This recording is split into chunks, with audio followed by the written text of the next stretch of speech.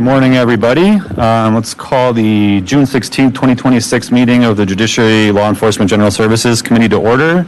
Welcome to the courthouse. We're in 203R. As always, we can participate virtually, but we will not be stopping the meeting if for some reason the virtual option goes dark.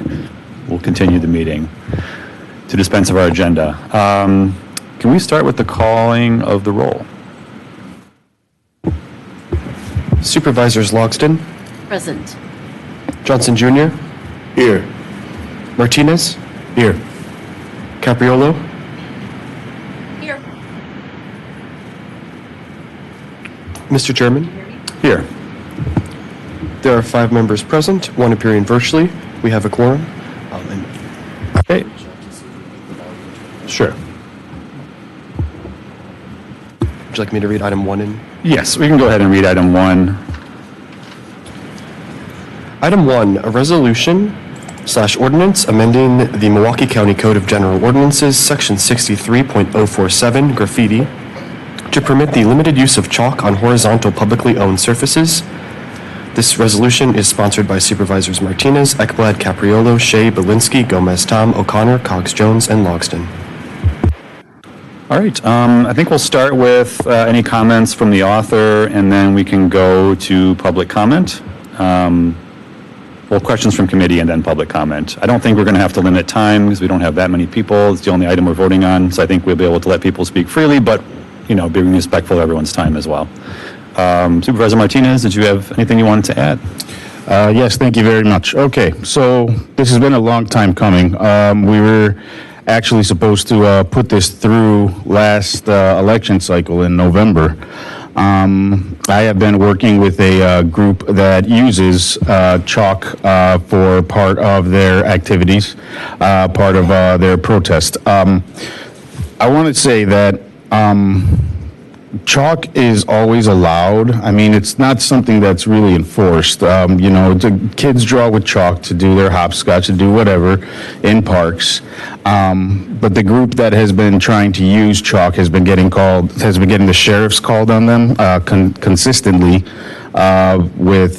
and being harassed, not by the sheriffs, but being harassed by somebody that's calling the sheriffs on them. It's an incredible waste of resources from the county to send sheriffs out for people drawing with chalk on parkland. It's water soluble, and here in the resolution ordinance, it shows that it's water soluble. And, you know, after the activities are done, it can be washed away and then it can be put back. There's absolutely no harm to having chalk being removed from the graffiti list. It's horizontal publicly owned surfaces. So horizontal means on the ground. It's not up on county buildings. I know I had a previous county supervisor who was worried about it being put on county buildings and things of that nature, but it's simply not. There's nothing here that's going to impact our ability to be able to work, and it's going to be able to give people the ability to use the publicly owned surfaces the way that they should be used. That's my thing about it, and I've been working on this for quite a while with some of the groups. So I'd just like to go ahead and make a motion to approve as well. All right, do we have any comments or questions from other supervisors first? So I had gotten a question from a reporter on this. You know, they were wondering, basically their question implied that perhaps there'd be something that would require the chalk to stay for a certain length of time. Can you kind of clarify why that's not the case? Well, in the resolution, it does. I mean, can you repeat the question, like how requiring it to stay, or? So yeah. So for instance, if we're in a park and someone writes a message and Parks decides they don't want it there and they want to wash it away, this ordinance does not change their ability to control their own space. No, definitely not. It doesn't change that at all. You know, this is chalk. Chalk is water soluble, and it can be washed away at any time.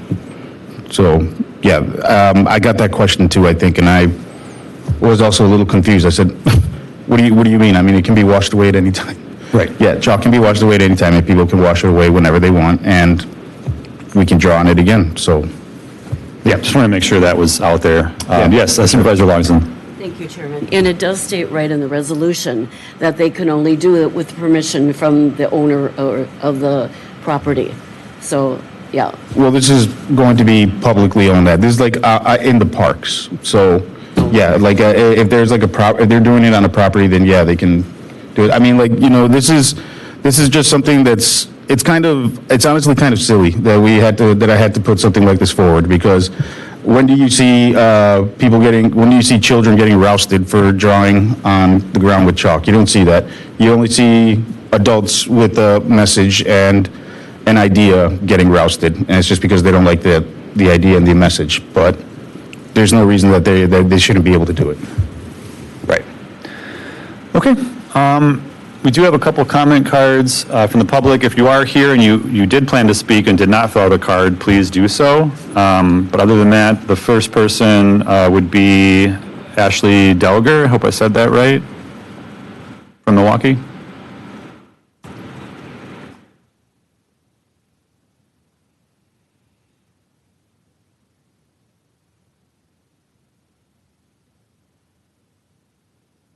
Welcome. Make sure that green light is on before you start, and then just say your name if you could. Hello, my name is Ashley Dolger, and this is Saturn Toth, my daughter. So I'll be direct, because this really should not be complicated. Chalk is not graffiti. Chalk is one of the most minimal forms of public expression. It is water-soluble, non-permanent, and disappears with rain and foot traffic. Treating it as vandalism is a misuse of public attention and public resources. We live in a condo nearby, so we don't have a private outdoor space in the way I grew up in the suburbs. The street becomes a shared surface, a shared canvas. Chalk has been part of how we engage that space, especially in ways that are accessible and even kid-centered. At a time when people are visibly processing grief, anger, and moral urgency about ongoing violence and suffering in the world, respectful public expression is not something to be criminalized because it is inconvenient or uncomfortable. People are reacting to real conditions, not creating harm through chalk on pavement. This is not damage, it is speech. It disappears, it does not require enforcement. Chalk is not graffiti. Thank you for your time. All right, thank you. Next, we have Ellen Finn.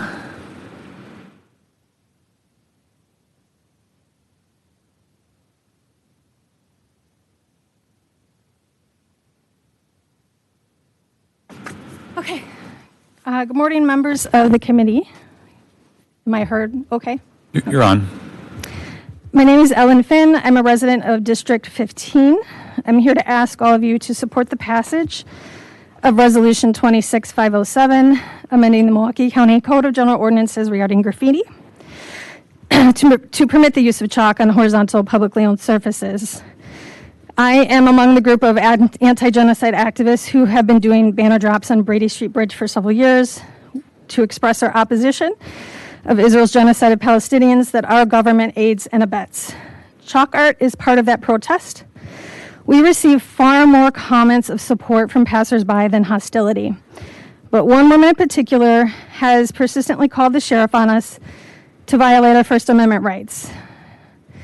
We seek to put a stop to this by clarifying the language in the ordinance. We are approaching the 250th anniversary of this country, and since 1791, the Bill of Rights has been the law of the land. Yet Zionists in our community still seek to infringe upon political speech supporting human rights of Palestinians. The First Amendment has been extensively litigated, the case law is settled, and as we all know, protection of our free speech rights protects the rights of our political opponents as well. So let's put a stop to this harassment. Thank you. Thank you very much.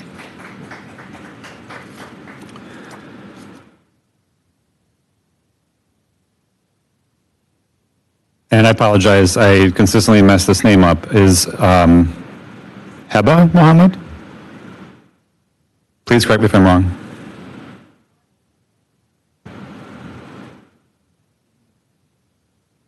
Thank you.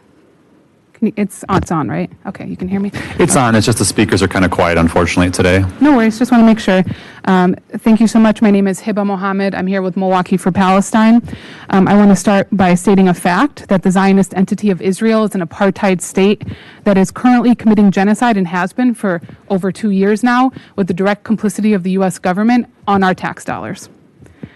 As others have stated, for years now we have experienced Zionist harassment for exercising our free speech rights and writing pro-Palestine, pro-liberation, anti-war messaging in chalk on a county park pedestrian footbridge.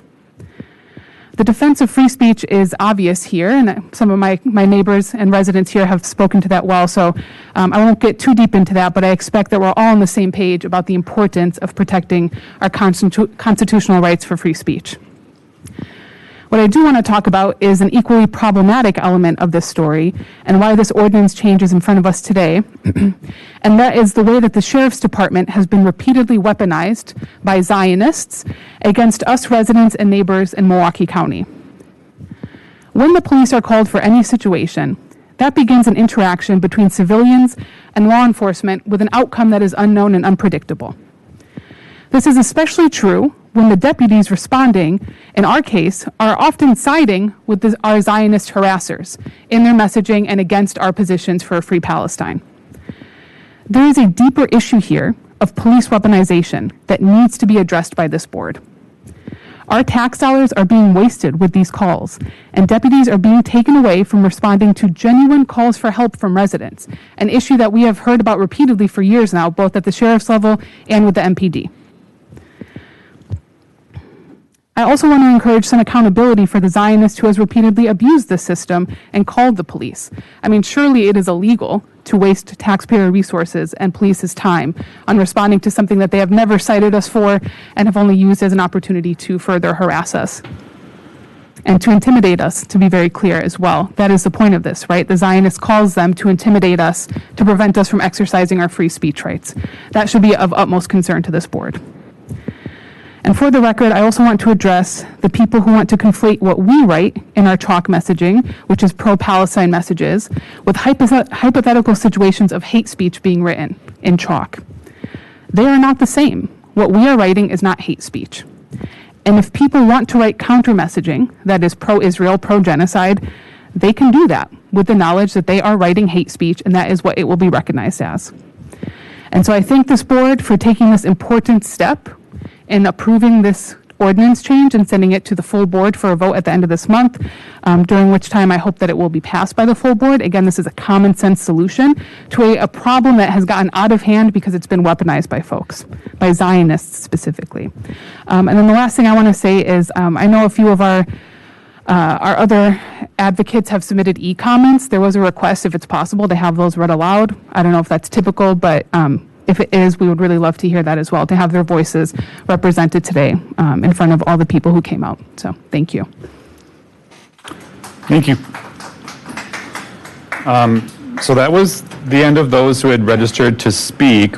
We do have registered but not speaking who is in favor of the resolution. That would be Chelsea Tedeschi, it appears. And then I did...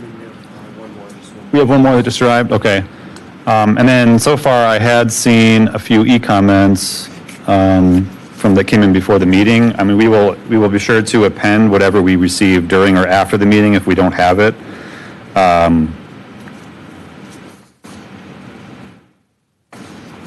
We can go ahead and have the person who's in person come up first. Spencer Ortega? Speaking in favor?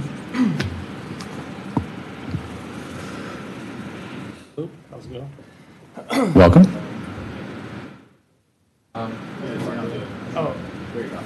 Okay, thank you. Sorry about that. Yeah, speaking, in favor of free speech. I just have a lot of concerns about, the atrocities that are happening in Palestine. You have hospitals and schools getting blown up, journalists getting targeted. There's been times where Israel has double tapped, triple tapped, hospitals and bombings. When medical responders go to help those who are injured, it's common for Israel to bomb them again. I think sidewalk chalk art is, a very peaceful way to bring attention to that and to help, just bring more awareness, because I really had no idea, what was going on until, I looked into it and, tried to look at it, from every angle, and it just became more and more obvious that, Israel is, an apartheid state.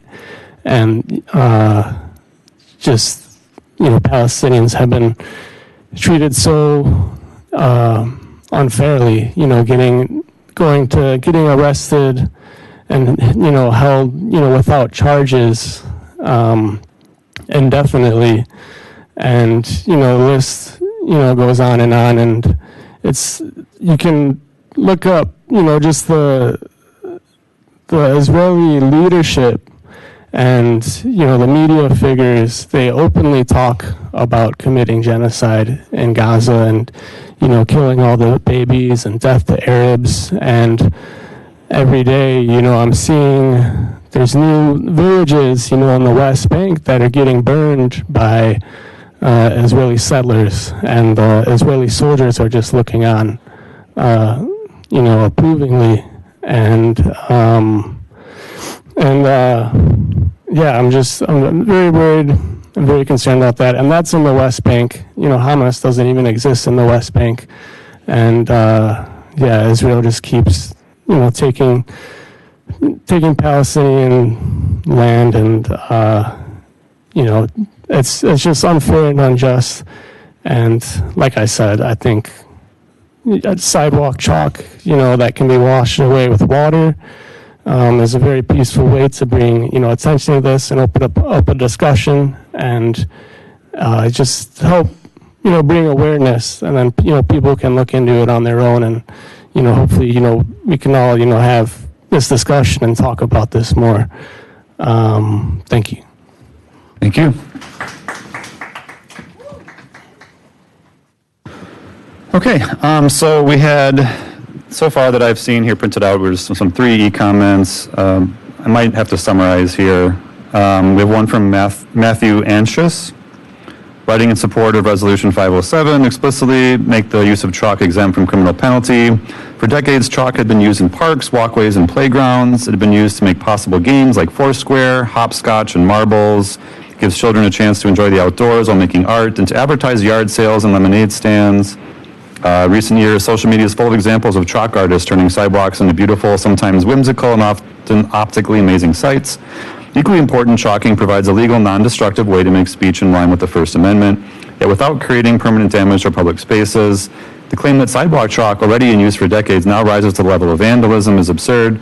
What has changed in the recent practice of summoning law enforcement to chill free speech is deeply un-American that uniformed sheriff deputies would respond to these allegations, whether they issue tickets or whether they threaten to do so.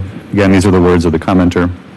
It's essentially a form of swatting, sending in armed forces officers for everyday nonviolent activity. The only lawbreaker in such a situation would be indeed the one filing the false police report. Clarifying that chalk is not illegal has additional benefits to the county as it avoids civil rights lawsuits and penalties for the county, cases of discriminatory and selective enforcement, improves readiness of the sheriff's department for actual criminal behavior, and it keeps open an avenue for folks who wish to express themselves legally, whereas they might as well use a permanent option if the penalty is the same for chalk. I encourage everyone on the committee to speak with parents of young children in their community on this issue, and to look at works by chalk artists like it mentions Julian Beaver and Kurt Wenner. Too often in our current political climate, we are seeing rights of expression being eroded, and this small change can help bolster the First Amendment. Thanks for your consideration. Matthew Anxious, Milwaukee voter in District 1. So I think the other 2 comments are very, very similar to this.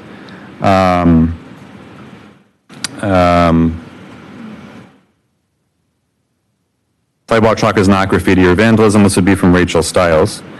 It's a safe and temporary form of public art and expression. If we can have festivals like Art and Chalk Fest that draw in hundreds of people and no one opposes, there's no reason it should also be considered graffiti on pedestrian areas such as parks and bridges. Those who are opposing the use of chalk in public areas are not doing so because they're against chalk. They're using it as an excuse to police free speech and community messaging they don't agree with, specifically in regards to Palestine. Drawing with chalk is not damaging to property and it washes away. Please amend this permit to permit the use of chalk in public areas and encourage more art and creative expression in Milwaukee. And finally, we have Eliza Woods, whose comments, whether to draw or hopscotch course, direct people to a destination, or to protest ongoing atrocities around the world. The beauty of sidewalk chalk is that it makes a strong yet temporary impact. To criminalize its use, deeming it vandalism, shows the sheriff's department to be weaponized against something a rainstorm can simply wash away. This designation is illogical, a waste of time and money, and a threat to free speech. I strongly support Resolution 507 and urge the committee to pass it. Thank you, Eliza Woods, District 13. So generally, don't make a policy of reading every comment, but since we had a few, I thought it made sense. And we have another individual who would like to register in favor without speaking, and I'm sorry, I do not recognize the first letter. Perhaps it's an F? Would be Fila Hamdan? Tila? Leah? Layla. Okay, thank you very much. Layla Hamdan. Okay. I think from my perspective, having an ordinance that deems a certain kind of behavior as graffiti, we've seen in Madison, the entire city has an ordinance that exempts chalk art from the definition of what vandalism is or graffiti. And I think it's worked fine there, and actually given me many moments of, levity as I walked around the city when I go there. I think, as the federal government becomes increasingly authoritarian, I think having a way to sort of say, this is the public square, right? This is what we learned about in history classes when we were kids, that, it's not about the content of the speech, right? We're freeing up the sheriff's department to basically not have to have something on their plate that shouldn't be there. That's why I support this resolution. I do believe we do have a motion. I was wondering if we had any other committee members or any other members on the virtual meeting that wanted to speak. Excuse me, Just first of all, do we have any other? I see some hands up. Supervisor Vincent has her hand up. Okay. There are two members of the public, it looks like, Ron Jensen and Judy. Okay. Yep, why don't we do the virtual public commenters, and then we'll go to Supervisor Vincent and then Supervisor Logston. So we can start with Julie, I guess? Oh, wait. Ron. Start with Ron.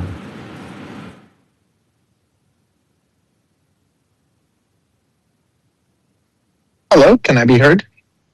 Yes. Hey, good morning, everybody. This is pretty simple. We can avoid unnecessary interactions with protesters, with children, with family members. We can avoid unnecessary interactions with those folks and the Milwaukee County Sheriff's Office, which has a propensity for violence, by eliminating this archaic and, silly language from the law. I do want to point out that I think it's pretty interesting that the connection here is that we got here because of efforts from people trying to chill free speech via chalking on a bridge. And my understanding is that this law was originally written to chill free speech against the Vietnam War back in the 60s. And so here we are again in 2026 facing a moral dilemma of whether or not we are going to allow an entire people to be erased from the planet. And yet we are wasting taxpayer dollars trying to chill speech against that action. So I think the board here has a really interesting opportunity to kind of right a wrong from the past, and also to make sure that people have the ability to let their voice be heard through artistic expression in public spaces. And again, to avoid unnecessary interaction with police which often results in intimidation and violence. So I would encourage you all to pass this. I'm grateful for you all even bringing this together. It's not often that we find policy that we can all kind of just agree on, that something is just like silly and this is just the right thing to do. So opportunities like this are great, and I would encourage us to find more. So thank you. All right, thank you. Julie Cercio. Hi, am I being heard? Yes, you are. Okay, thanks. Good morning, Mr. Chairman, County Board Supervisors, committee members, and my neighbors. Chaplain Julie Curcio, Milwaukee County resident. I support Ordinance Change 26507 because I support free speech in public spaces in any way that it's delivered, whether chalk or otherwise. The current ordinance, as we've heard, has been weaponized by a small group of people who have wasted taxpayer dollars by calling the sheriff's department to harass my neighbors over chalk art, beautiful chalk art. I commend the county board for taking the step to change an archaic law, for making our community safer, for helping to protect free speech, to protect children's hopscotch, to protect art, to protect freedom of expression. And please keep in mind, I believe there's going to be an attempt to do this. So please keep in mind that Zionism is not the same as Judaism. In fact, globally, most Zionists identify as Christian. So to try to equate anti-Zionism as being against our Jewish kin is disingenuous and inflammatory. I thank you for doing the right thing, and thank you for your time. Thank you. Supervisor Vincent and then Supervisor Logson. Thank you, Mr. Chairman. And I want to thank those that came to speak today.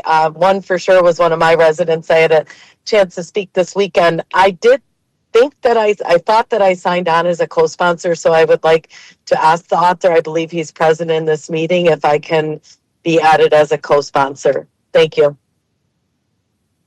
Thank you. Supervisor Larson. Thank you, Chairman.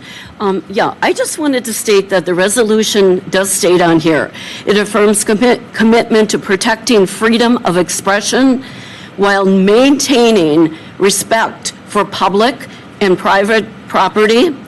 And it's going to be used for non-destructive activities such as art, games, and community messaging.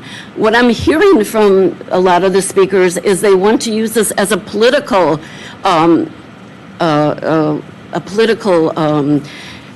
advice to use to proclaim what they want to do politically. I was wondering, we have people from the Sheriff's Department here, if they have any take or if they'd like to make any comments about this change in ordinance.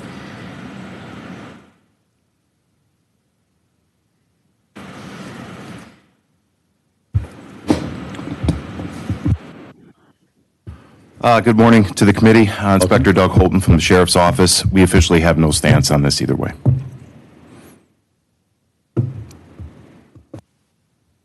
Okay, Supervisor Martinez. Last thing I want to say on what we're doing here and what I'm doing. Yes, this has two ways that it's being done, right? Political messaging is still part of protected free speech. And I do also want to be clear that one of the main reasons I put this forward is because I support the efforts for a free Palestine, like the way our speakers do. But also, for the other side, it's just chalk, and it can wash away, and it can come back. So that's it. Okay, well, we do have a motion on the table to approve this item. I think we can call the roll at this time. Mr. Chairman, if I may interject briefly, the lead sponsor of this resolution ordinance, Supervisor Martinez, if you would like Supervisor Vincent to be added, you would have to state that on the record per the new rule change. Yes, please, she can definitely be added. Thank you. Thank you, Coordinator Mazzari. On the motion by Supervisor Martinez that item number 1 be recommended for adoption, Supervisors Logston, Aye. Johnson Jr., Aye. Martinez, Aye. Capriolo. Supervisor I Capriolo, saw her say aye, but I didn't really hear. thank you. Your volume is very low on our end, Supervisor, but we did get the vote, yes. Mr. Chairman. Aye. 5 ayes, 0 noes, the motion prevails.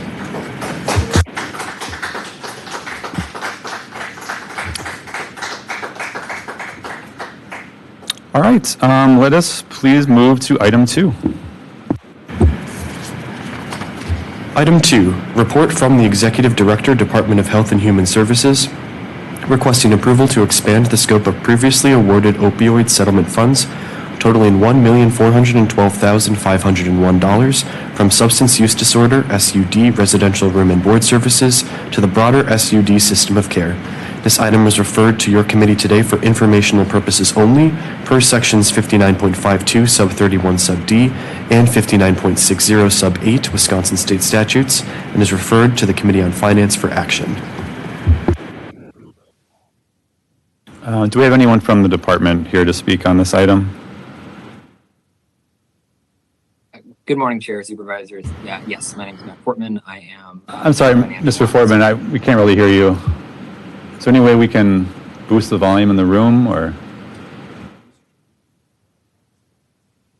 I'll move closer to my computer. Are you able to hear me now? That's better. Okay, sorry about that. Good morning, Chair, Supervisors. I'll introduce myself again. Matt Fortman, Chief Financial Officer of the Department of Health and Human Services. The item before you is seeking to expand the scope of a previously approved opioid settlement fund award. The previous scope was limited to funding room and board services and substance use disorder residential level of care. We are seeking to continue to fund those services with this award, but also expand the scope to our broader substance use disorder system of care. In the 2026 budget, we removed most tax levy funding from the system of care to meet our budget targets. We've also had some uncertainty around state and federal grants that we use to fund the system of care. So having that broader flexibility will help us sustain the services for the duration of the award. Supervisor Johnson. Thank you, Chairman Malinsky. Chief Financial Officer Fortman. I received a call about 5-6 weeks ago from Tori Johnson of the Sankofa House, associated with Wisconsin Community Services. He had informed me that his executive director, Clarence Johnson, had received a letter, or at least he sent a letter to Mr. Johnson indicating that funding for the Sankofa House would be discontinued. With this particular measure, and I understand it's going to the Committee on Finance, the County Board Committee on Finance, and it's here for informational purposes. As a member of the Finance Committee, I'd like to know for sure, or get a sense of, one way or another, if this resolution is passed by the Finance Committee and is affirmed by the County Board, that possibly Sankofa House can be funded within the near future. That is my question, Chief Financial Officer Fortman, regarding Sankofa House of the Wisconsin Community Services Organization. Yeah, Chair, committee members, thank you for the question. No, unfortunately, approval of this action would not restore funding for Sankofa House. This would prevent us from making other similar program eliminations in the SUD system of care. But I would like to add that there is another action being taken up by the Mental Health Board this Thursday, so 2 days from now. They're considering using Behavioral Health Services reserve funds to continue Sankofa House funding through the end of this year. Mr. Chairman, so in essence, I think I'm hearing you say that the Mental Health Board will be considering within the next considering within the next few days measures by which Sankofa House could receive funding? That's correct. Reserve funding through the end of the year, so through December 31st, 2026 is what's under consideration. Thank you, Mr. Fortman. Thank you, Mr. Chairman. So looking at the report, so it sounds like a decision is basically being made towards sustainability by not investing in a multi-year commitment with this funds. Is that kind of the right way to characterize it? Yeah, I would say in general, we are just looking for as much flexibility in fund sources that we have. So as I mentioned, we needed to remove most of the tax levy from the SUD system of care in the 26 budget to balance our budget. Tax levy had always been kind of our backstop, our ultimate, flexible fund source that we could fill in the gaps in our system of care. Most of our state and federal grants have very specific use cases, so they can either only fund certain services or fund individuals with specific types of substance use disorder. So having tax levy was a great source of flexibility. Now that we don't have that, we're seeking to get a little more flexibility in our opioid settlement funds. I guess I should also add, subsequent to the adoption of the 2026 budget, we've been informed by the state that they're not able to continue our award for a $500,000 grant that ended from the federal government unexpectedly. We've also had some, I guess I would say, conflicting information from the state about how we're able to use some of our existing awards. So really just seeking additional flexibility here to do the best we can for the services that we're currently funding. And then what is the picture of how much we have left in terms of opioid settlement funding countywide that has not been allocated yet? That is a fantastic question, and I do not have an immediate answer. I think that's a great question for the administrator of the funds. Part of the complexity there is there's, I believe, still awards that are being settled, and as committee members probably know, the award does not come to the county all at once in a lump sum. There's many tiers to the agreement and different payment timelines. Okay, if there's any more information we could provide by finance, that would be great, but I understand there's a lot of moving pieces, so thank you. Okay, well, seeing no other questions from committee members, we can move on to item 3. Item 3, report from the Director Office of Emergency Management providing an executive summary of the results of the consultation services provided by Mission Critical Partners regarding the evaluation of the computer-aided dispatch systems in Milwaukee County. At the May 19th, 2026 meeting of this committee, this file was laid over for one meeting and is informational only unless otherwise directed by the committee. Mr. Chair? Thank you. Go ahead.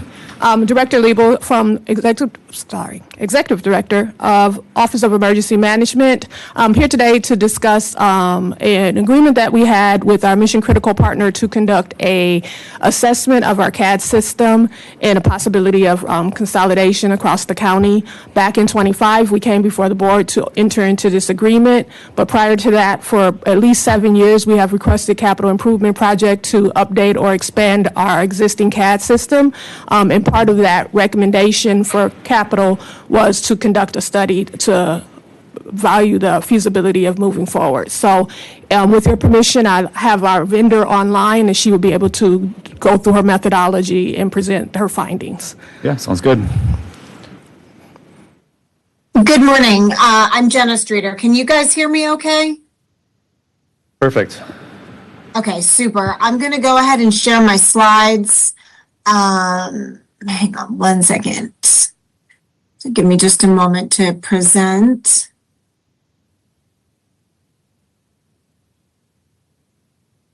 It looks like it's preparing. Okay, can you all see the title slide? Yes. Great. I see a thumbs up from Ms. Capriola. Great, super. Well, good morning. Thank you for the opportunity to present our findings on the Milwaukee County Emergency Response Outcomes Feasibility Study. As Executive Director Adel said, the county engaged with mission critical partners to evaluate whether opportunities exist to improve emergency communications outcomes through greater collaboration and regionalization among the county's public safety answering points. We also call those PSAPs. As you all know, the county serves approximately 928,000 residents across 19 municipalities and currently operates within a decentralized emergency communication environment that has 12 PSAPs. Those 12 PSAPs are shown on the map as the little pin drops.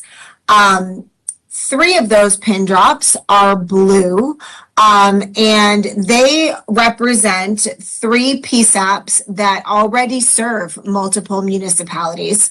This demonstrates that regionalization is not simply a future concept, but is already occurring to some degree in the county.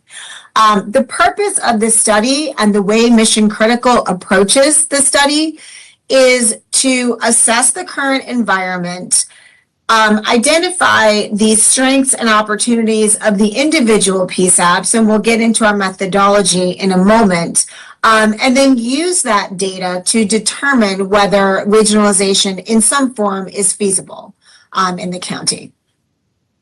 The current state assessment evaluates PSAPs across 8 operational and organizational areas as shown on the screen. Of course, the primary objective is to consider whether feasibility of regionalization is possible in some form. But secondarily, as I mentioned, this provides the participating PSAPs with benchmarking against standards, best practices, and the industry subject matter expertise and experience that Mission Critical brings. And it does allow the individual PSAPs to use that information for internal planning and future initiatives. It is important to note that we received full participation from Milwaukee, the Department of Emergency Communications, and OEM 911, the Office of Emergency Management's 911 departments. Participation from the other agencies, we did not get participation from the other agencies. And that's an important detail because that level of participation is in and of itself a finding. It reflects the broader challenges in interagency alignment and coordination that are also evident in the current operating environment. So one of the clearest findings of this study is that we have a fragmented emergency communications environment. We have 12 PSAPs operating under multiple governance structures with multiple technology platforms and multiple operational models. There are operational consequences of this model.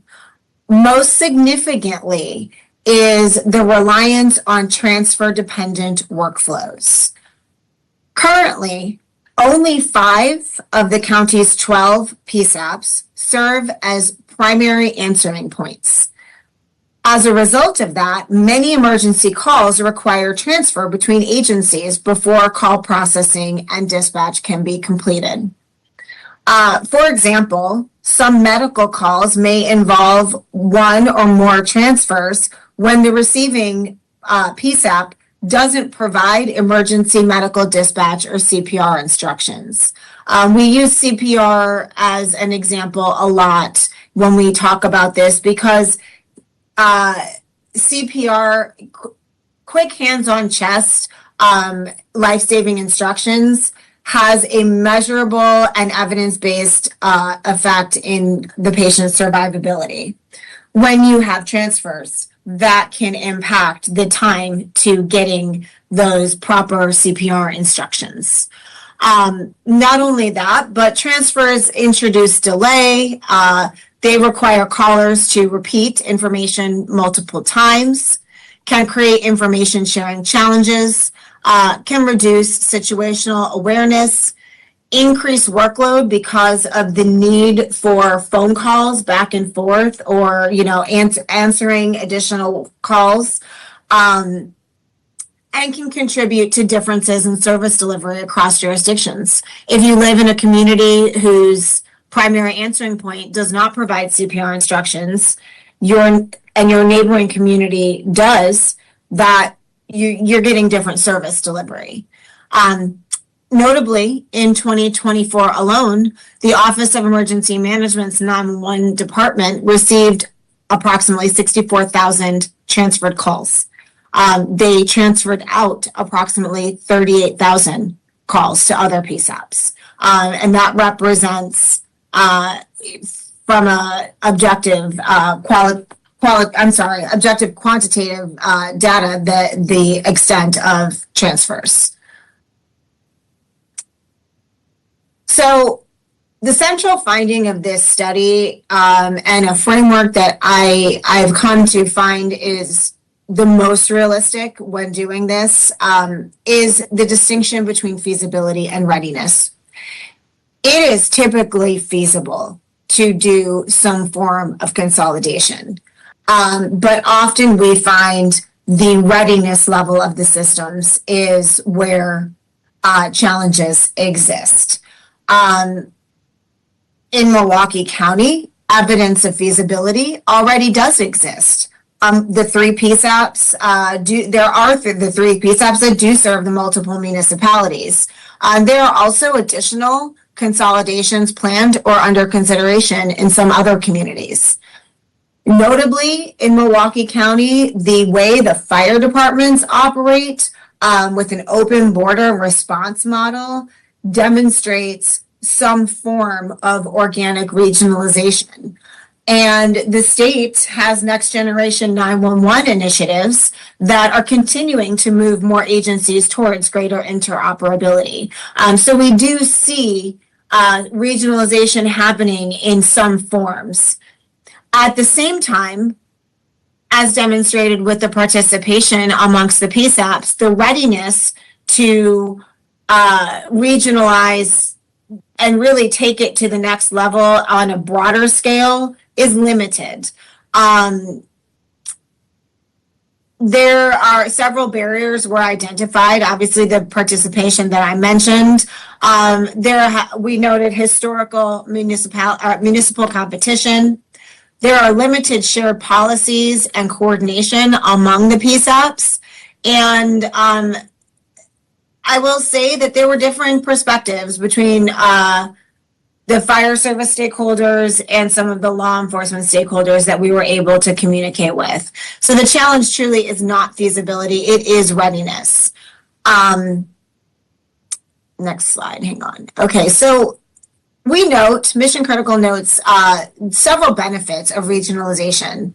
And these are noted on the slide there, including shared resources, elimination of the duplicate processes by reducing transfers, improved coordinated responses, greater interoperability, and more efficient service delivery. What's important for today is that, and this is really an important piece of how we look at regionalization.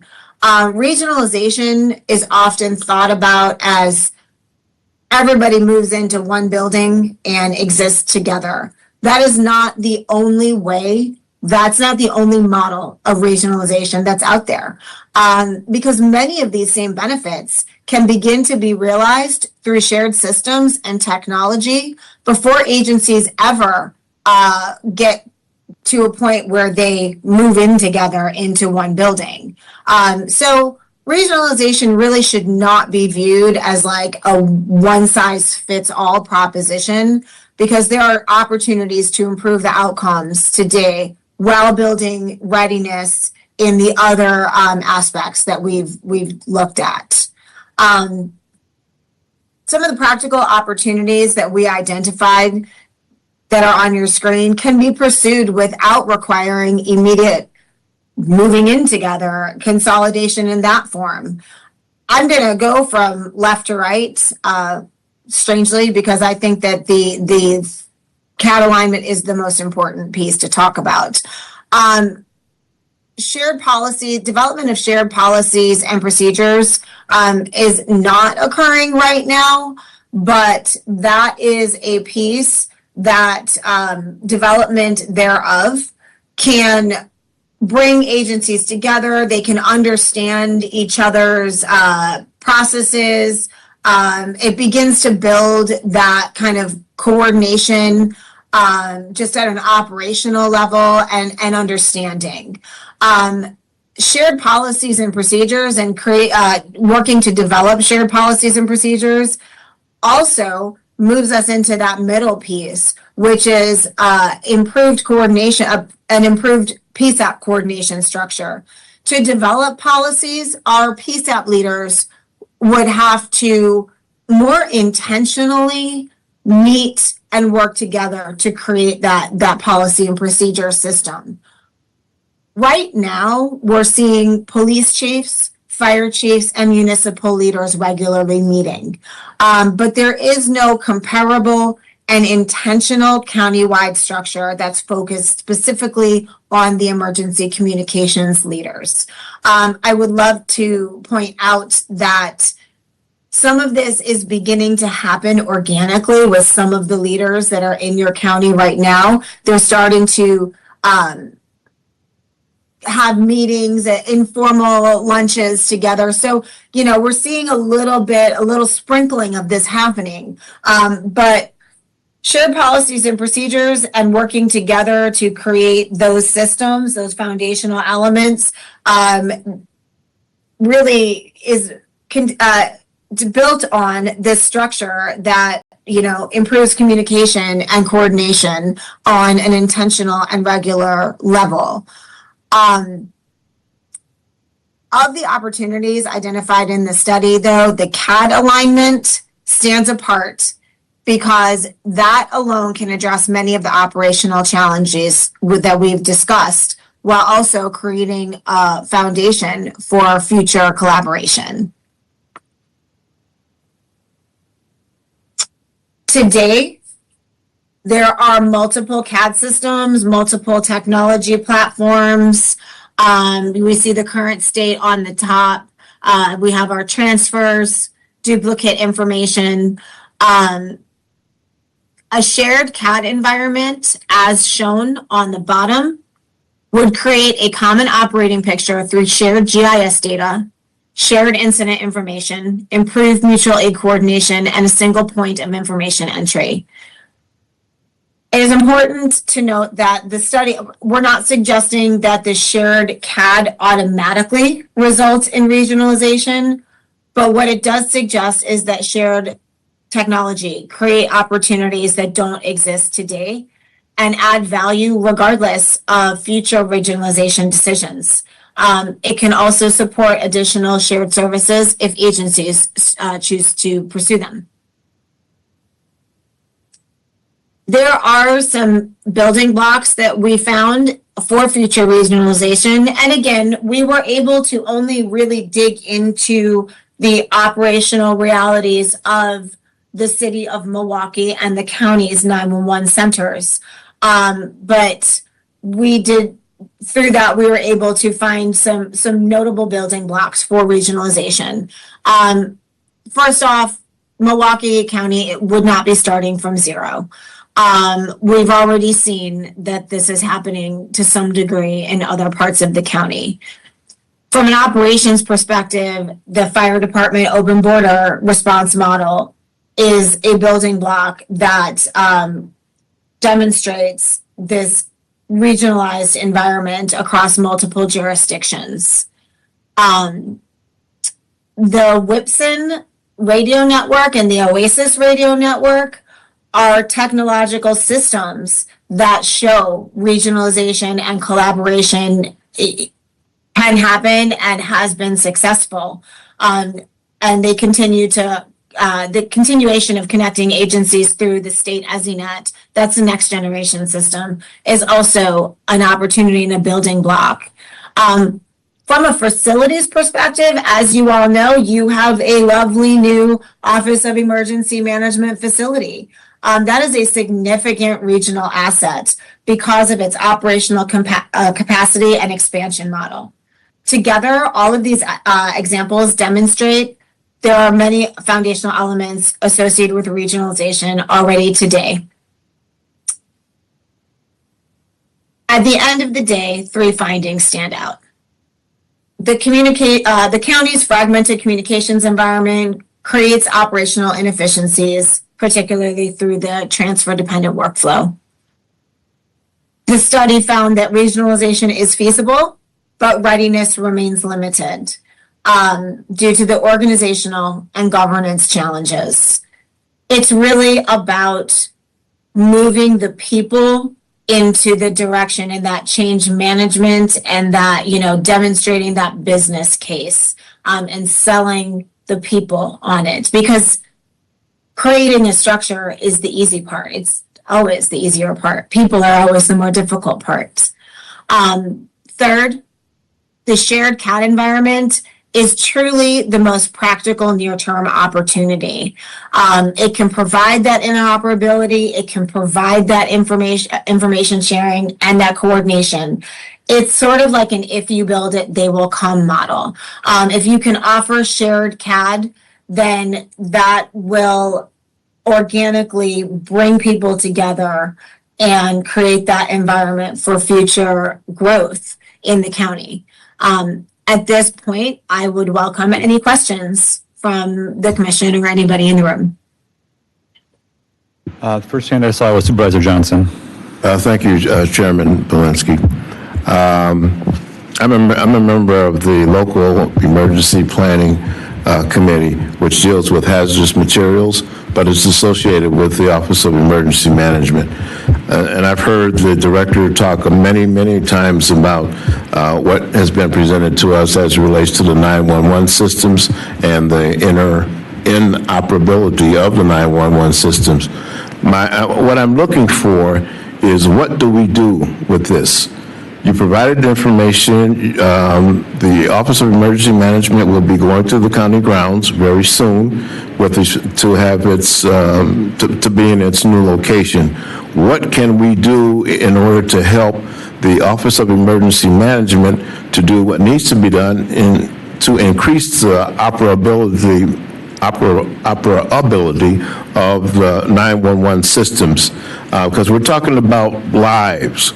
We're talking about the coordination of a good number of systems as it relates to the fire departments, particularly the fire departments, and trying to do what needs to be done in order to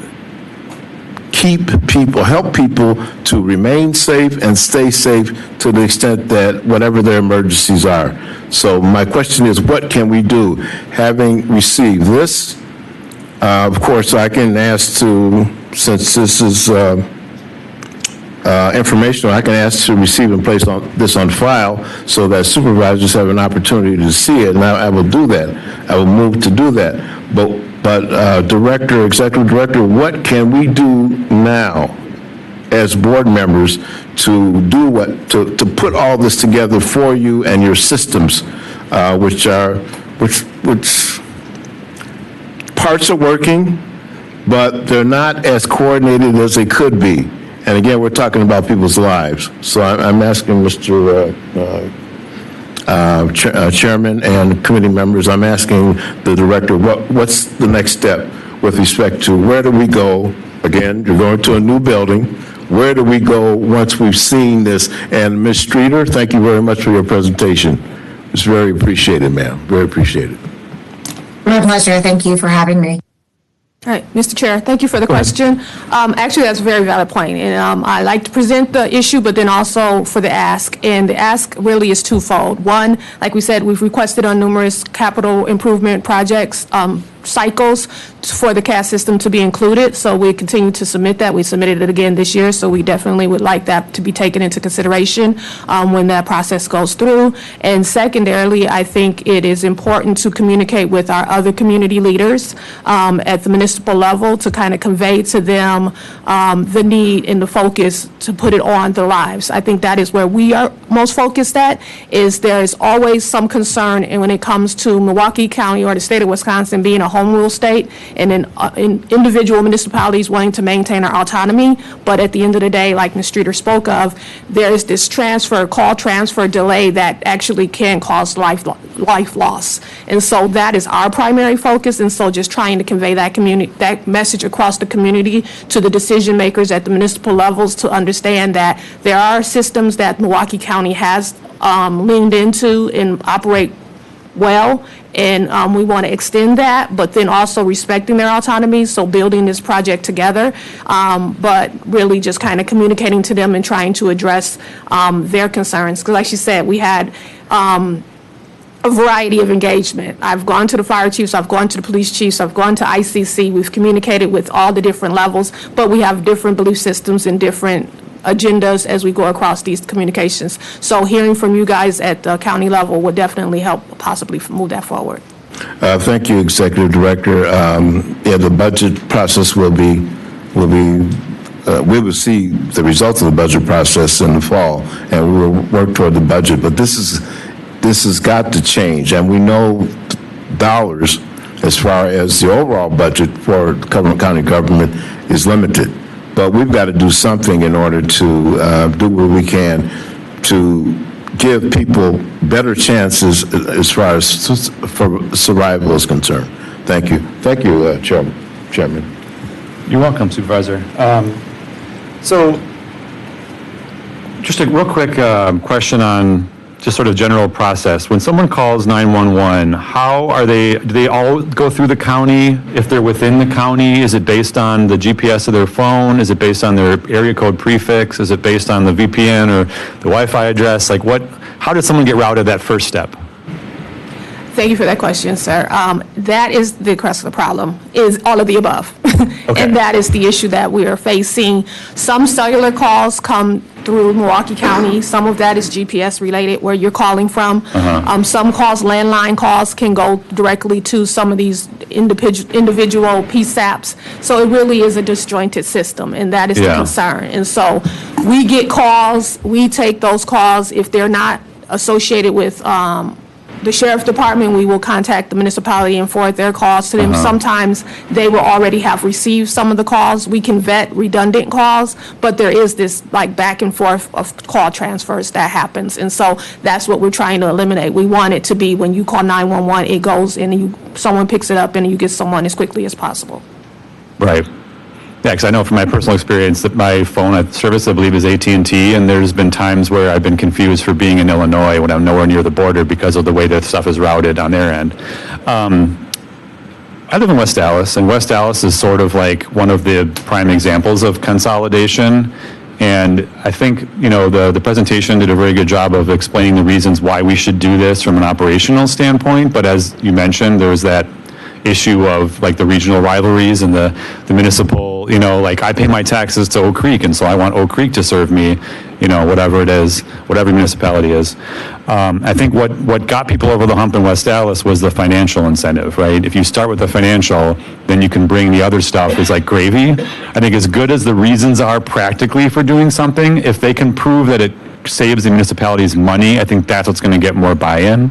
However we do that, I know that's probably a state incentive thing. We could expand the innovation grants to be more about like service quality or service offering benchmarks as opposed to just consolidate and hope it works. And here's a little bit of money for temporarily. So that's probably something we should probably look at putting on a agenda for lobbying for the next session. Because I think more state incentives could really speed this process along. Just a suggestion. Thank you, sir. And I wholeheartedly agree. Cool. So, all right. Great minds. Thank you. If I may jump in on that note, yes, there are tremendous economies of scale that can be realized when you buy systems as a group instead of buying them for each small individual PSAP. Obviously, being in one building would save money. There's staffing budget that can be realized because there may be I don't want to say a reduction in staff and that like somebody would lose their job, but the county-wide call volume may not need the actual number of people that are there because, like to your point, West Allis could be not busy while like Greendale is extremely busy. So you've got West Allis telecommunicators not doing much while Greendale can't handle their workload. So you can kind of like work through all that stuff. It was difficult for mission critical partners, and that typically is one of our one of the cost sharing and figuring out that those budgetary elements are pieces of regionalization studies that we frequently do. However, we didn't have the information available to us to really do that functionally because we didn't have like the budgets and the PSOP operating costs. So unfortunately, we weren't able to do that. But that is truly a real benefit to regionalization. Sure. Thanks. Thank you. Seeing no other supervisors, thank you for the presentation and for bringing this forward. And I think we had a motion from Supervisor Johnson to receive. Mr. Chairman, I move to receive and place on file this report. Can I do that by unanimous consent, or do I need to call a roll on that? Okay, let's take the roll. On the motion by Supervisor Johnson Jr. that item number 3 be recommended to be received and placed on file, Supervisors Logston, Aye. Johnson Jr., Aye. Martinez, Aye. Capriolo, Aye. Mr. Chairman. Aye. 5 ayes, 0 noes, the motion prevails. Thank you. Good day. Thank you. Okay, let's read in item 4, please, Mr. Coordinator.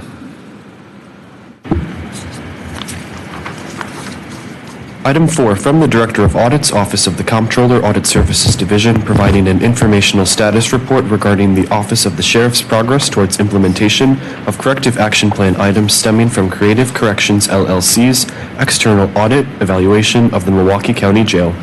This item was also considered by the Committee on Audit and is informational only unless otherwise directed by the committee. Okay, good morning.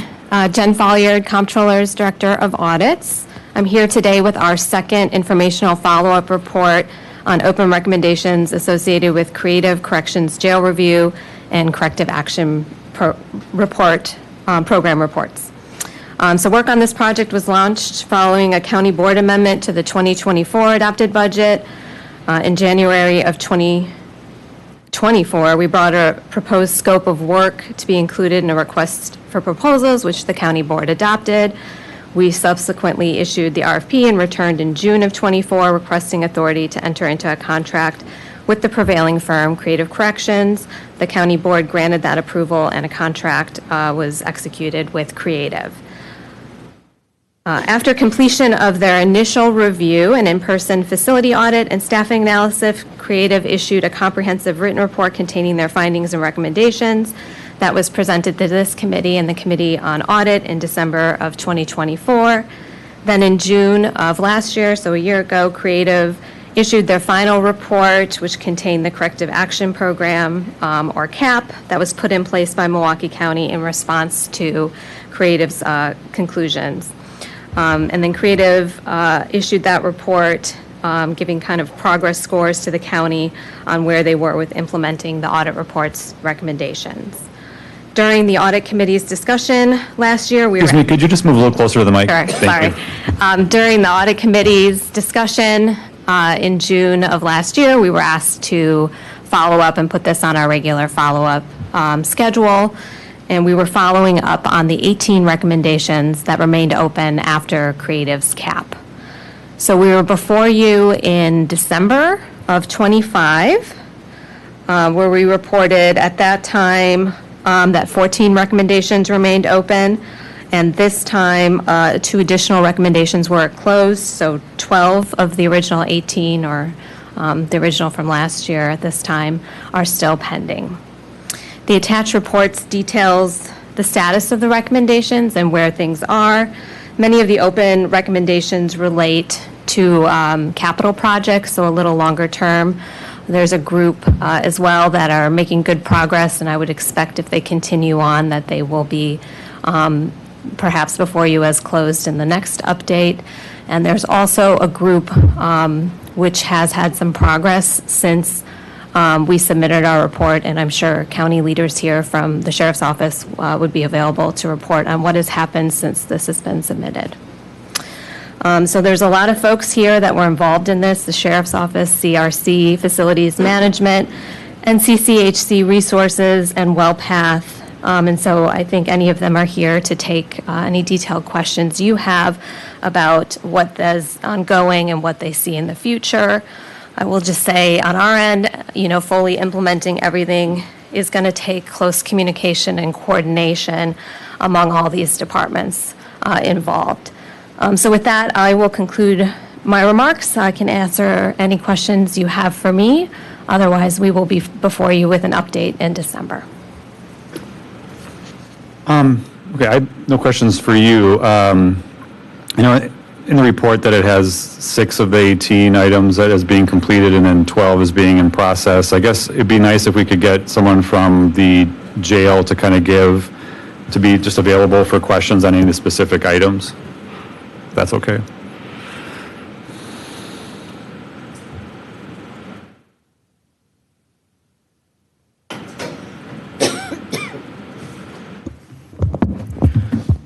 Good morning, Mr. Chair. Good morning.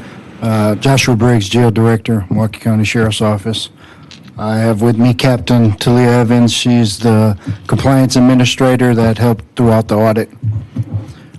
So out of the 12 remaining open items, we were able to successfully close the 2 that were mentioned. However, some of them are still outstanding for capital improvement projects. The Director of Facilities Management is here to update on those projects if need be, but again, we're working closely with Audit and Facilities Management to close most of those items.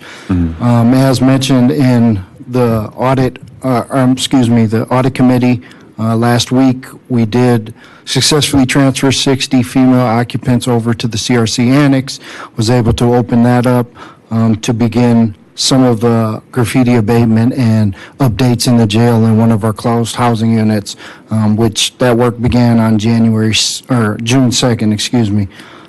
If there's any specific questions to any of the projects, I could happily answer those for you. Sure, and feel free, committee members, to jump in at any time. Otherwise, I'll go ahead. So for the holding cells retrofit, the second item under recommendation 1, it says that the construction is supposed to begin in January. Is this a cash-funded project, or is this something we need to bond for? Thank you for that question, Mr. Chair. I'm Captain Talia Evans. That was already funded in there. It is. So Okay. we're good on that project. Okay.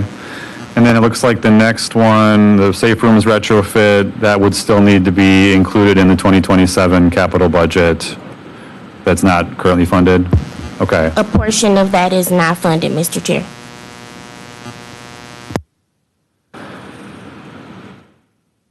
Do we have a sort of a total on what we would need in the next 2 or 3 budget years to get everything in this thing funded?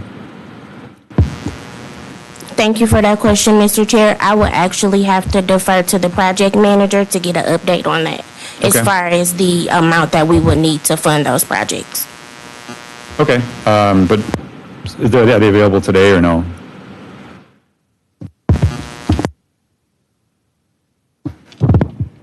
I'd ask if Director Sean Hayes might be able to answer that question. Absolutely.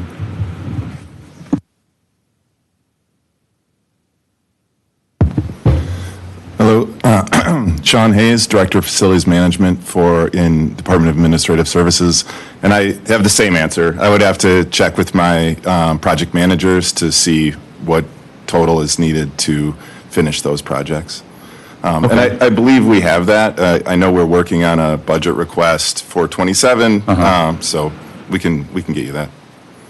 Okay, yeah, please send that along when you have it.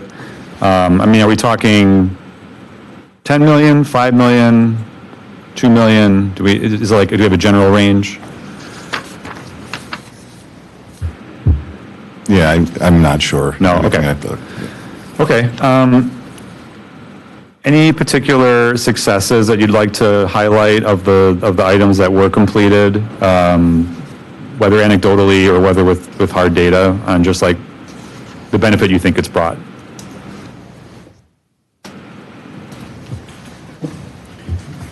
Definitely would like to highlight the moving of the females over to the annex again.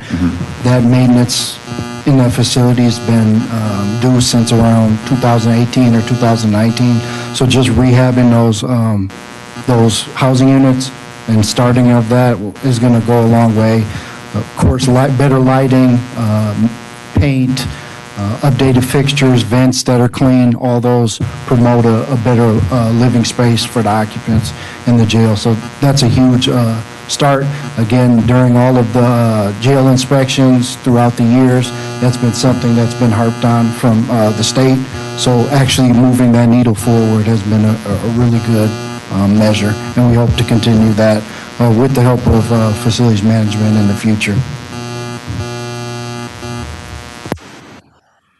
Excuse me, Mr. Chair, I would like to add one update after the report was submitted to audit.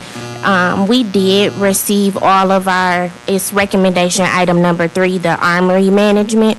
We have received majority of the CERT equipment, apart from 9 of the 10 gas masks that are still outstanding. We've also implemented a written inspection system that has been developed. So all of the equipment has been issued to the active CERT members. And then beginning in July, that's when we'll start using our new written audit system that was required for us to implement. Sure. Okay.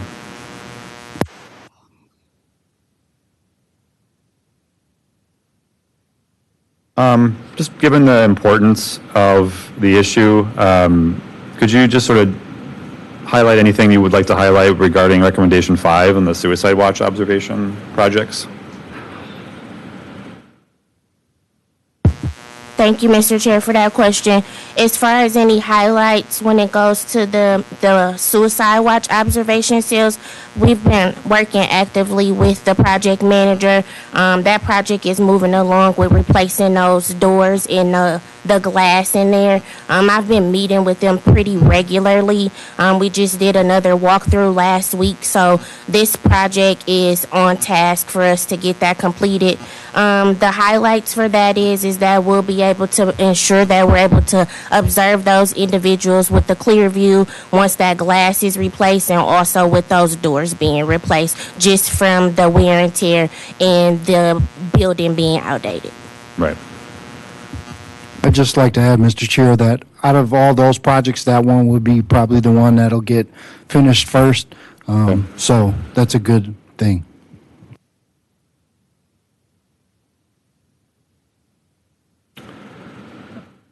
When is our next scheduled update? I believe it's December. December, okay. And I just want to thank, especially Deputy Director Rugaber for always making himself available when I've had questions along the way. So thank you guys for that communication. I have no further questions. Anyone on the committee? Yes, Supervisor Johnson. Thank you, Chairman Malinsky.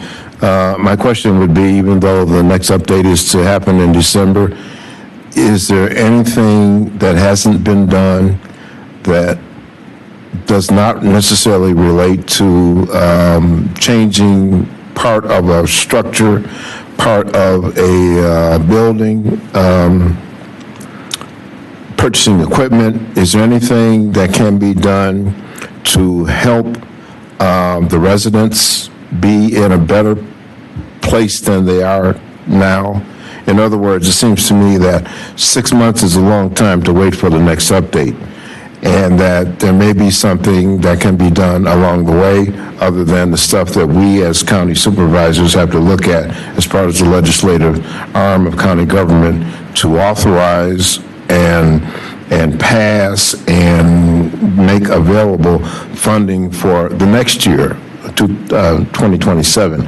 Is there anything, if there is anything that can be done, can somebody contact contact staff, contact the chairwoman of the county board in order for us to hear what could be done, or what you have done, rather, so that, again, the residents can be put in a better position with respect to their welfare. And I know for some of them, they come in and come out. Some are here longer than others. I understand all that. But I'm thinking 6 months is a long time for an update. So thank you very much. Mr. Chair and County Board Supervisors, my thought is that we can update you in between that time if there's any questions or anything. We are trying to develop a deeper programming system within the jail with some of our occupants. Captain Evans and the Sheriff's Office, we're going to be promoting a program called Ignite in the next month.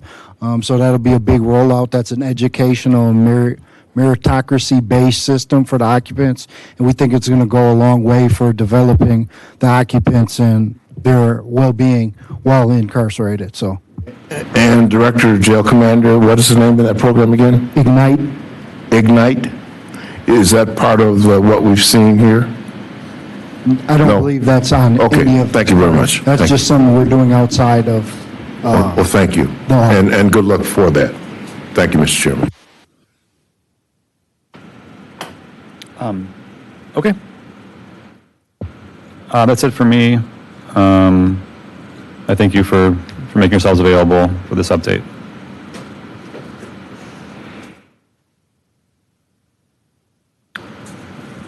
Mr. Coordinator, we can read items 5 and 6 together. That would be great.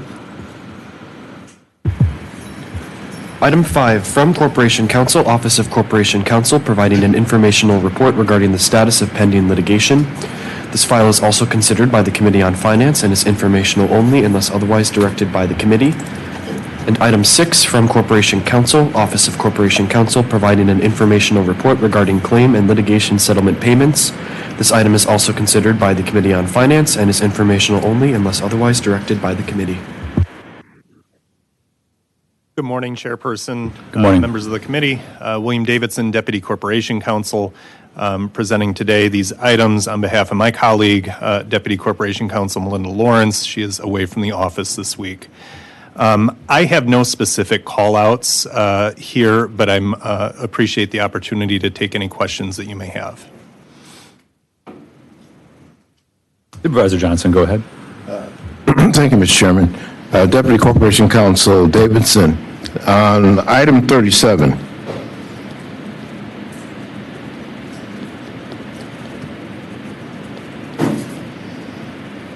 That's item 37 in the pending. In the first section. Yep. My question relates to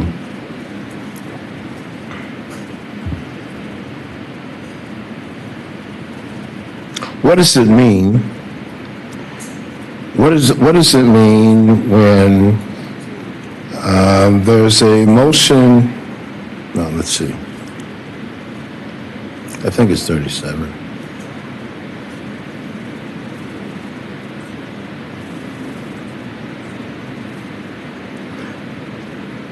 I think it's that one. Well, there is something related to 35. Something related to cases dismissed without prejudice for failure to prosecute. What does that mean? Exactly what does that mean? Because I'm thinking that there are individuals involved that could prosecute or would prosecute. What does that mean? That's item 35 as opposed to 37. Item 35. Understood, Supervisor. Thank you for the question. Generally, what that means is that the plaintiff in a lawsuit has kind of abandoned the responsibility a plaintiff might have in pushing a lawsuit along. So perhaps they have ignored the court's order to respond to a motion. Perhaps they have not called into a conference that the court had scheduled.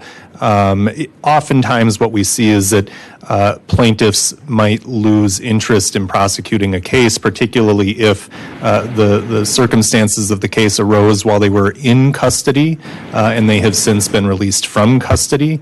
They might just sort of abandon the case that they filed against the county or a county employee. Because the way it's written here, it seems to me it's a burden for you, for your office, as opposed to something that the plaintiff would be required to do. That's the way it looked to me. That's why I'm asking the question. Certainly, and so with most of with all of the 1983 lawsuits that the county is involved in, our office and the county are generally in the position of defendant. We are defending against whatever the allegations are that were included in the complaint that was filed against us or against one or more of our employees.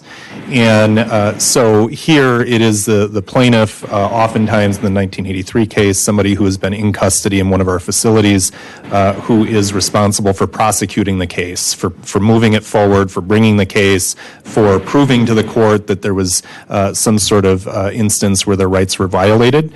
And so it's a legal term, certainly, but here what this note tells me is that Mr. Jones, the plaintiff in that item, abandoned his case, and the court won't ever dismiss for failure to prosecute without having given the person several warnings. Yes, so this really rarely is something that would ever happen very early in a case, and it's usually something that might occur.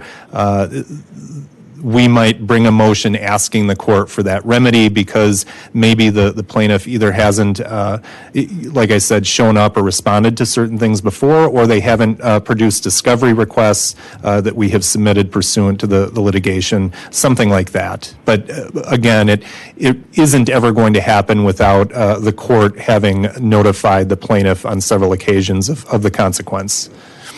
Thank you, sir. Thank you, Mr. Chairman. Thank you.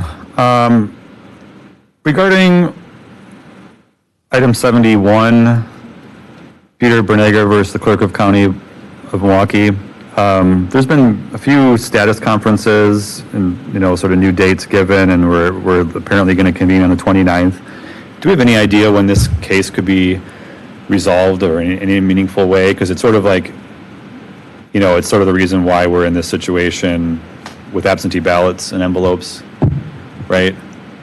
Certainly. Thank you, Chairperson. What I can say about that is this. I'm not aware of there being much interest on the part of the plaintiff in amicably resolving this. And so short of the plaintiff doing so, we need the court to intervene. We need the court's assistance in moving the case along. As you can see, there have been several status conferences set. I believe that's been mostly related to the court's calendar and not necessarily related to any specific requests by the parties. I'm not personally involved in that case. I'm generally aware of it. So I'm speaking from my understanding. So how many times can they keep doing status conferences and just keep delaying it another month and another month? Is there no limit? There really isn't. A court scheduling calendar is really to the discretion of the court. If we're talking about criminal cases, this is not one. There are different concerns, constitutional concerns, than in a civil case like this.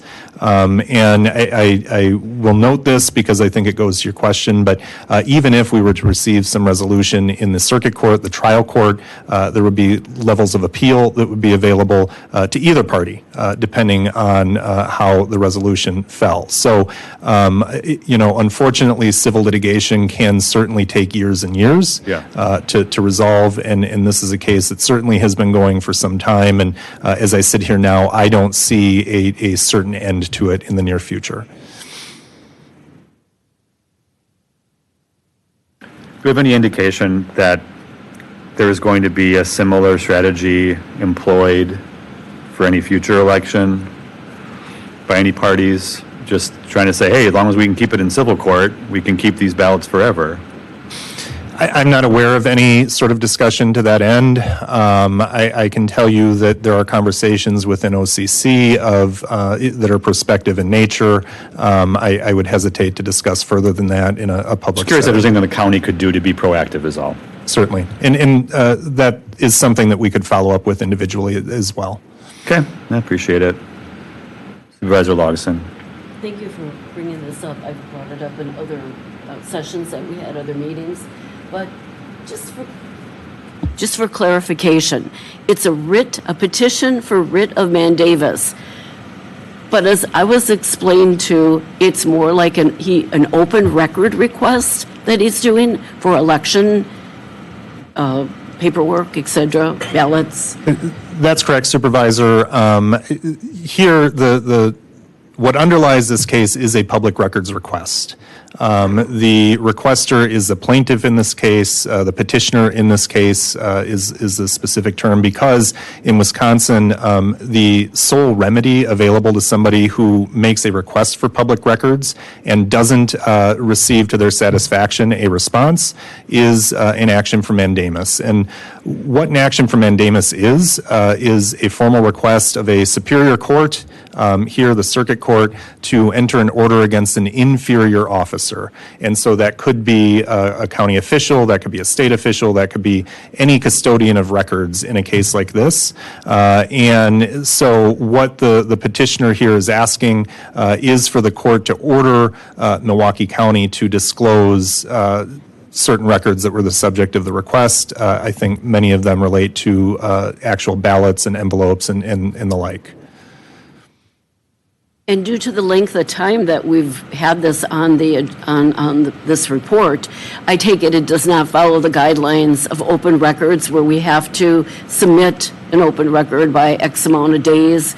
A writ of mandamus can go endlessly, I take it. Well, so, and again, I haven't read the specific complaint here in some time, but what I can tell you generally is that this petitioner, this requester, would have once upon a time filed a written request with Milwaukee County seeking access to the ballots and the envelopes and other materials. Milwaukee County, we would have said, either here is what you can have access to, and this individual would not have been satisfied with that, or perhaps, no, we aren't giving access to you, direct access to ballots and other election materials, and there's good reason for that. These are very irreplaceable records, right? And so that has been our position in the litigation publicly, is that there are just certain things in our election materials that are not accessible physically to any person outside of that chain of custody that the statutes prescribe. So once this person would have received our response or responses saying, you aren't going to get everything you're looking for, he would have then filed a petition with the circuit court asking the judge to order Milwaukee County to give him the access or the records that he was seeking. And so that's where we're at. We're in the litigation. To your point about kind of, I think you're referencing the general guidance that the Attorney General puts out, that 10 days is typical for a kind of run-of-the-mill sort of response to a records request. We're outside of kind of the county's response part, and we're in the litigation piece now. Thank you for that. I understand our judicial system is not the speediest, and there's a lot of patience involved. I mean, even like item 70, we've been waiting for just a decision on that for, boy, that was filed originally April 29th of 22.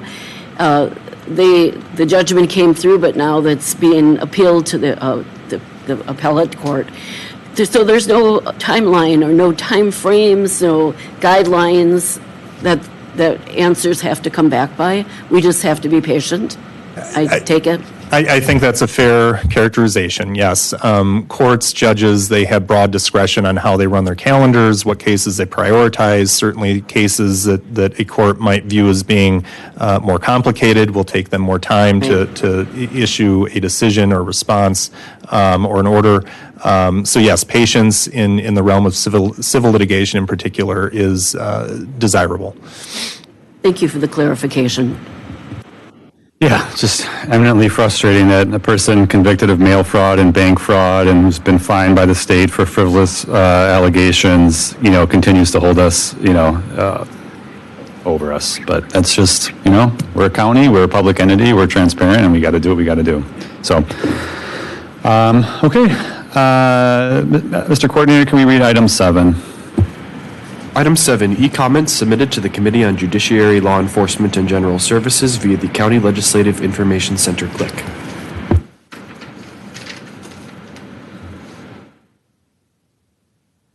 Ms. Vice Chair, do we have any other e-comments besides the 3 that I was provided earlier that you've seen? I did not receive any extra additional ones other than the ones you read into record at the meeting here. Okay, sounds good. And if we receive those, we'll be sure to add those to our files. Thank you, everybody. Our next meeting is scheduled for Tuesday, July 21st at 9:30 a.m., same place. Thank you.